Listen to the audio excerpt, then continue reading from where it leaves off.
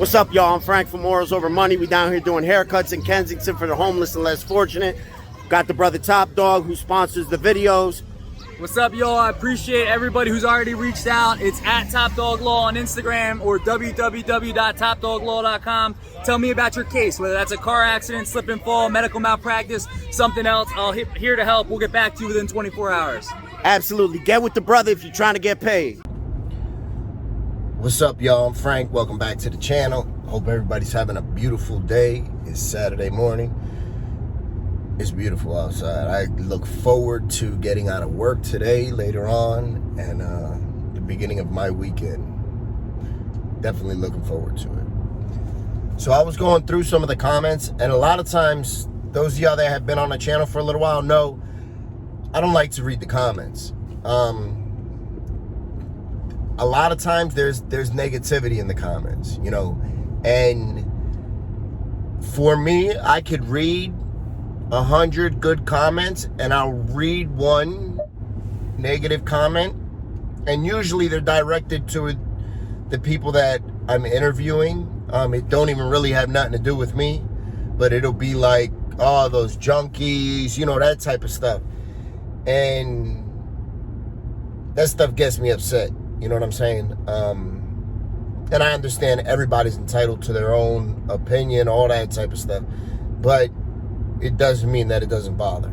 But I was going through the comments, and I seen somebody ask me, what was my rock bottom? What made me quit? So instantly when I read it, I started to think, and I know what got me clean. Right? I know the situation that transpired that I ended up getting clean behind, but I don't necessarily think that was my rock bottom. That's the craziest part.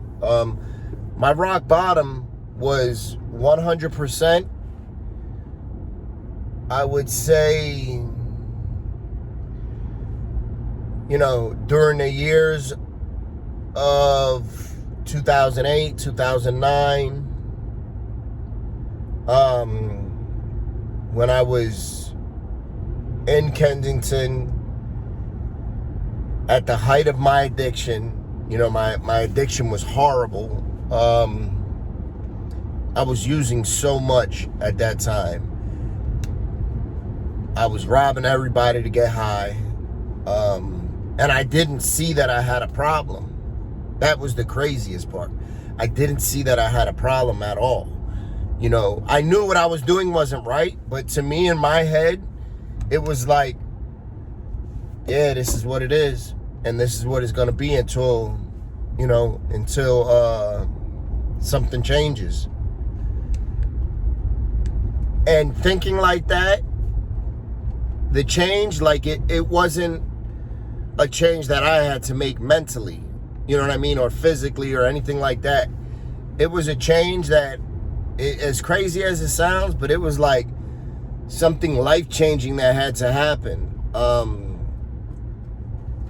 Almost something that like was completely out of my control. You know, like somebody just coming up to me and snatching me up and taking me to a rehab, and you know, something like that. It was crazy because at that time I've only been to, you know, detox maybe 2 or 3 times. Which I say only because a lot of people that, you know, deal with addiction, they go to rehab 20 times. Me, I wasn't that person. I've been to rehab twice and detox like 3 times. But my addiction at this time, I remember, you know, my arms being so bruised up from shooting up, and my arms being sore, and, you know, I remember, you know, just not caring about anything else but getting high.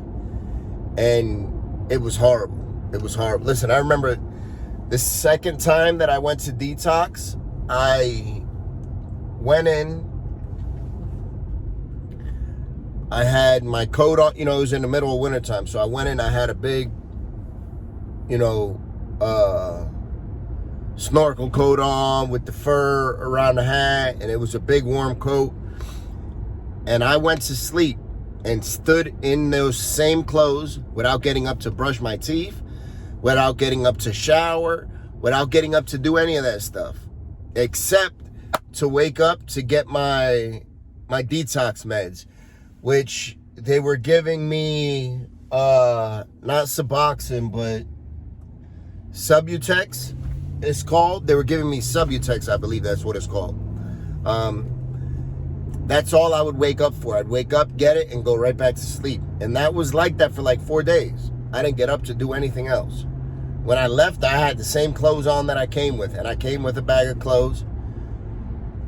But I remember, and it was like, I think my body was so tired of ripping and running that it just needed a break. And that was the break. You know, those times were, and those were some of my darkest times mentally also. I was contemplating suicide on a daily basis. There was times I was in a bedroom. I remember I was in a bedroom in North Philly with a gun in my face, ready to blow my head off because I hated my life so much. I just couldn't deal with getting high, deal with, and all the problems that I have. And listen, 90% of the problems I had at that time were brought on by myself. Were brought on because of my addiction. You know, I had people that was actively trying to take my head off, that was trying to kill me, because of me robbing them and stuff like that. You know, where I had numerous times where I'm lucky to be alive, numerous times where I've escaped death literally by the skin of my teeth, you know. And I'll get into that stuff a little bit more here as I do these types of videos a little bit more. But as crazy as it sounds, after going through that, I still kept on getting high, right? What made me get clean was me overdosing and Major waking Rachel up at, 1 o'clock, 2 o'clock in the morning, asking her where daddy's at. Major was 2 years old at the time. And at this time, I wasn't getting high. I didn't have a habit. I just had a relapse. I got high one time. I got high. It was a Sunday. We went to Philly. We went to the zoo. I snuck, grabbed 2 bags, and came home, wait for everybody to go to sleep, got high. And it had been so long since I got high that everything now was fentanyl. It wasn't no more dope. It was fentanyl. I didn't know that. I hadn't got high in years. I found out real quick though. I just remember it being extremely violent. Like, it was extremely, I knew I was fighting for my life.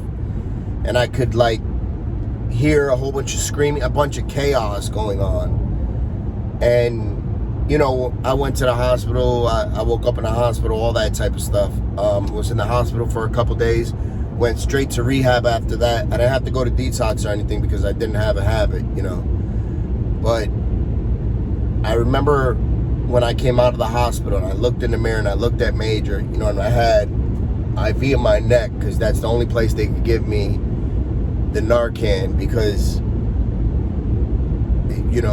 my heart had stopped beating for, a little over 15 minutes. From the time Rachel called 911 till the time they got there was 15 minutes. So who knows how long I was laying on that floor before Major woke Rachel up and Rachel had the presence of mind to come check on me. Because there was no reason for her to come check on me. I wasn't getting high, you know what I'm saying? But she had the presence of mind to be like, yo, something's off here. Let me go check on him. And did, and saved my life. That's what ended up getting me clean. And I still relapsed one time after that. About 4 months after I got out of rehab, I relapsed again. And then that was it. It was one single isolated use. But I remember thinking to myself, I'm sitting there in that rehab, and I remember sitting in rehabs and meetings when I was young, and then now here I'm in my 30s, my mid-30s, and I was like, damn, I don't want this shit anymore. I had just came home from prison. I was home from prison about 6 months. I had changed my life, and I was like, I don't want this anymore. I don't want somebody else to raise my kids. And around this time, there was so many people around my way that were dying from overdoses. You know, so many people in my age group that we were friends or knew each other that were dying left and right. Every week you hear somebody else dying. I didn't want to be one of those people. I didn't want to be one of those people. I didn't want to put my family through that.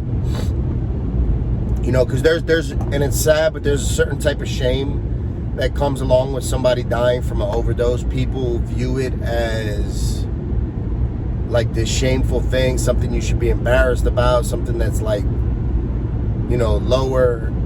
And it's a shame because it's not. You know, nobody should be ashamed because their family's life ended that way, you know. But I didn't want that for my family. I didn't want, you know, anybody else to be raising my kids. At the time, Major was just learning little stuff. He was, you know, he was 2 years old, and I didn't want nobody else to be showing Major how to ride a bike. The stuff that I teach him now, I didn't want nobody else to show him that. That's my son. I have to show him that. You know what I mean? That's what got me clean. That's what got me clean. Knowing that, listen, I had gave my life to the streets. I gave my life to the penitentiary. I gave my life to drugs. I gave my life to so many other things. So in my head, I said, I'm going to give my life to the Lord. I said, what could it hurt?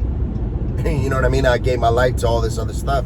I dedicated my life and my time and my energy to all this stuff. What could it hurt? I ain't looked back since. I'm not going to lie and say that it was easy. It wasn't easy. It got easier with time. But being an addict wasn't easy. This is a whole lot easier than being an addict, I'll tell you that. It hasn't been easy. I've had people bring up my past. I had people ridicule me. I've had all that stuff.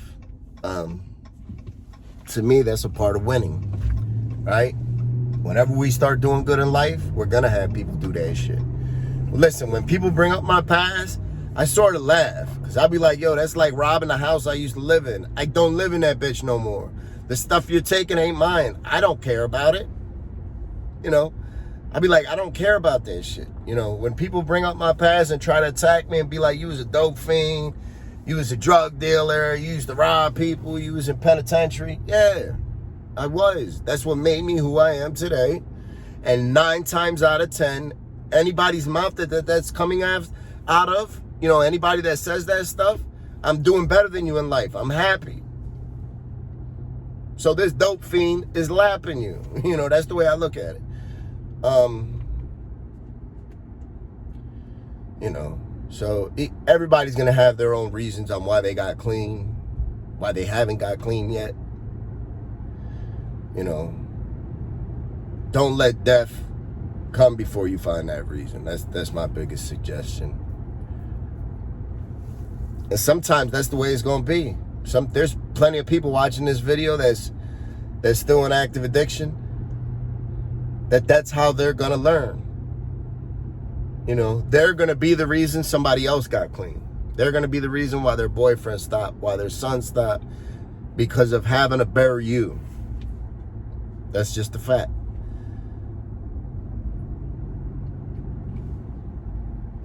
It's just a fact. So, I thank you guys. I hope everybody have a great weekend. Stay blessed. Remember to be kind, loving, and patient, because at some point in our life, somebody was kind, loving, and patient with us. Stay blessed, y'all. I thank you.